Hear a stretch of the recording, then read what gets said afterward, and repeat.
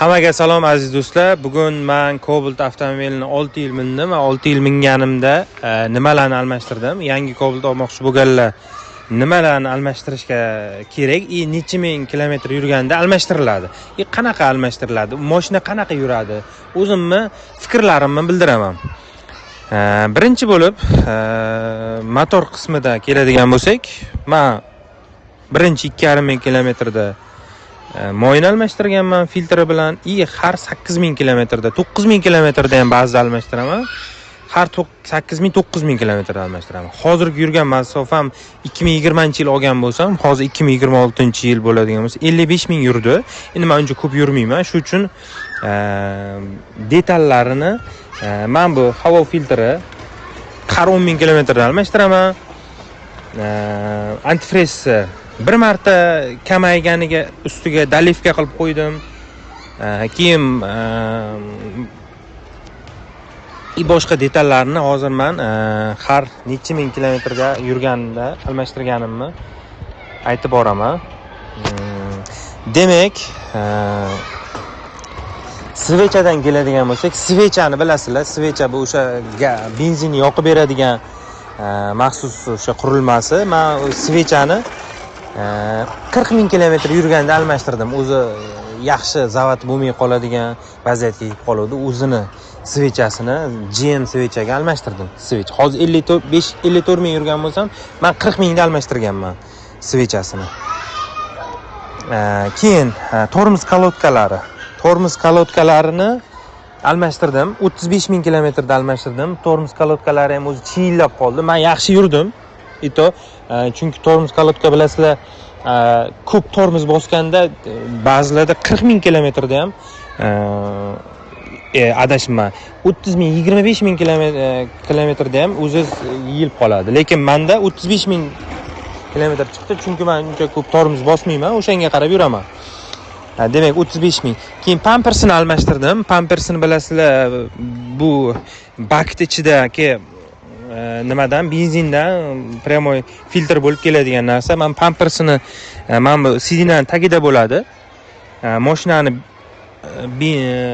bakini yechib, ustidan tagidan yechib, pampersini ochib, ichidan pampersini almashtirdim. Pampers ham juda bir kerakli narsa, to'lib qoladi. Rasvo benzinda qo'yganda to'lib qoladi. Pampersni men 40 ming kilometrda almashtirgan ekanman. O'tgan yil almashtirganman, 40 ming kilometrda almashtirganman pampersni. Yangi Cobalt olganda 40 ming kilometrda almashtirsa bo'ladi. Tak, salon filtr har 10 ming kilometrda almashtiraman. U salon filtr bardachokda tagida bo'ladi. Keyin balon qo'yganmiz, yumshoq balon. Farqi yo'q. $50 qo'yganman, $200 Buni olganimdan keyin 1 yildan keyin 10 ming kilometr yurganimda o'zini balonni $100 sotib, ustiga yana $100 qo'shganman-da, balon qo'yganman, yangi balon qo'yganman, yumshoq balon, yaxshi yuradi. Shu keyin akkumulyator almashtirdim. Akkumulyatorni где-то 40 ming kilometr yurganimda o'zi akkumulyator charchab, o'zi zavod bo'lmay, anaqa bo'lib qoladi. O'shanda almashtirdim. Buni dalivka qilganman, svechalarini aytdim. Bu salon filtri shu.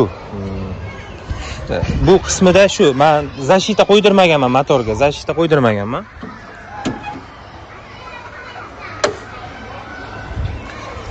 Hozirgi yurishim bu faralarni ham almashtirganman, faqat sonsiz zashita qilganman. Oldi nimaga? Orqasiga tonirovka holatda men benzinda yuraman, gazda yurmayman, benzinda. Bu tonirovka orqasi ham. Men bu chiroqlari bir marta men bu stop farasi bittasi kuyib qoldi. Uni ham almashtirdim.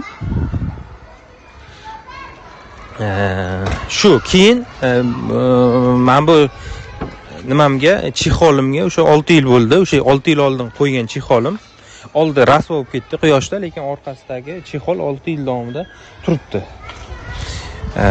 Cobaltda endi men almashtirgan narsalarning haqida gaplashdik. Endi bevosita yurishga keladigan bo'lsak, Cobalt mashinasi yaxshi mashina, yumshoq, yumshoqligi ham balon qo'yganingizda ancha yumshoq bo'ladi. Ходовой sistemalari juda zo'r qilingan. Meniki mexanika bo'lganligi uchun mexanika skoroskga kirishi umuman muammo yo'q. Hammasi shundoq kirib ketaveradi. Yurishi ham muammo emas. Rasxotiga keladigan bo'lsak, rasxot agar men Qashqadaryoga, Shahrisabz, Andijon shu to'g'ri yo'lga ketadigan bo'lsam, 100 kilometrga 6 litr benzin 80-92 farqi yo'q.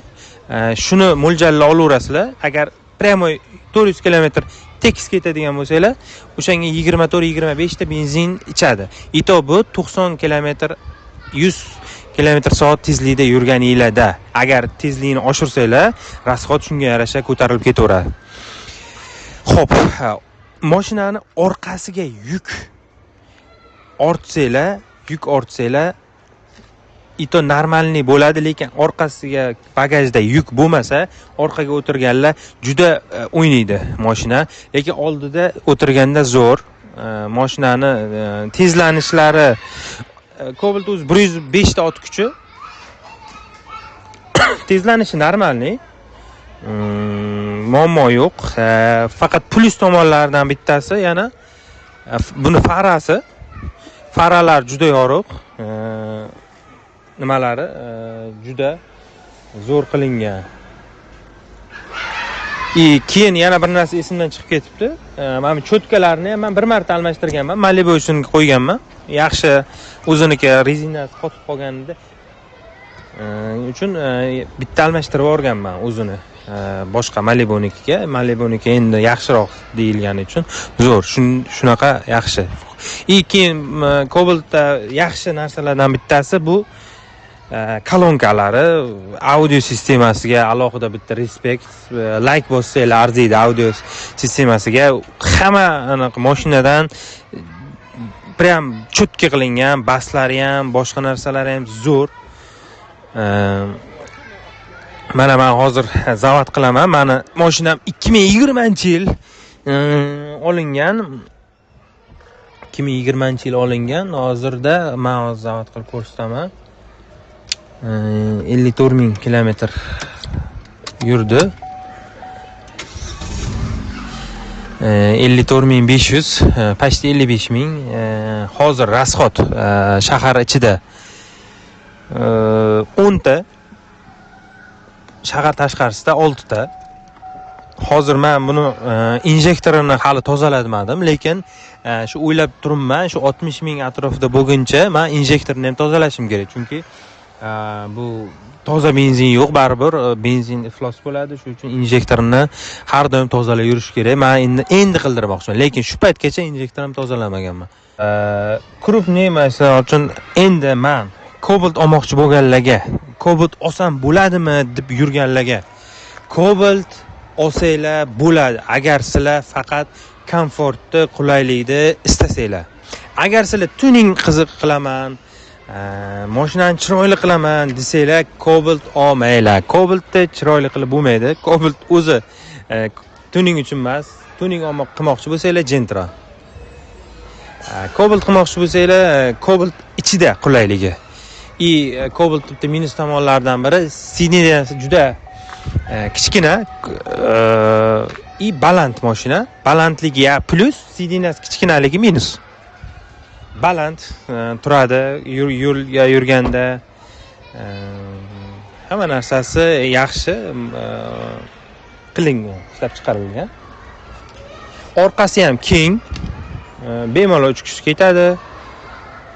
Hozirgi kunda Cobaltda shartnoma ochilgan, bo'lib to'lashga ham bor. Cobaltda hozirgi modellari ancha yaxshi qilingan. Bemalol misol uchun 60,000 kilometrgacha, men misol uchun aytadigan bo'lsak, 60,000 kilometrgacha yaxshi yurdi mashina. Umuman bir anaqa qilmadi. Ba'zida endi o'sha almashtirish, detallarni almashtirish narsalari hamma mashinada bor. Detallarni almashtirib yuradigan bo'lsa, yaxshi, zo'r mashina. Endi sizlarga bitta savol, men misol uchun nima uchun haligacha men shu